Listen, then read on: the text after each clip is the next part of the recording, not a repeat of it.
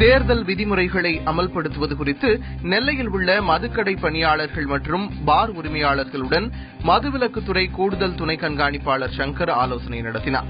பின்னர் செய்தியாளர்களிடம் பேசிய அவர், கூடுதல் விலைக்கு மது விற்பனை செய்தால் 1051 என்ற எண்ணுக்கு புகார் தெரிவிக்கலாம் என்று கூறினார். செங்கல்பட்டு அரசு சிறுவர் சீர்திருத்த பள்ளியில் அடைக்கப்பட்டிருந்த 2 மாணவர்கள் நேற்று தப்பி ஓடிவிட்டனர்.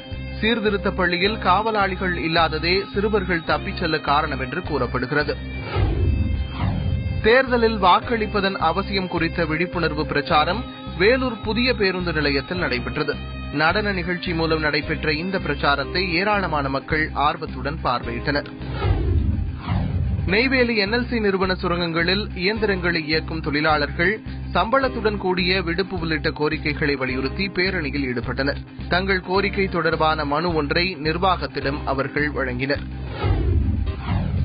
தூத்துக்குடியிலிருந்து கப்பல் மூலம் மாலத்தீவுக்கு கடத்த முயன்ற 2 கோடி ரூபாய் மதிப்பிலான ஹாசிஸ் என்ற போதைப் பொருளை சுங்கத்துறை அதிகாரிகள் பறிமுதல் செய்துள்ளனர்.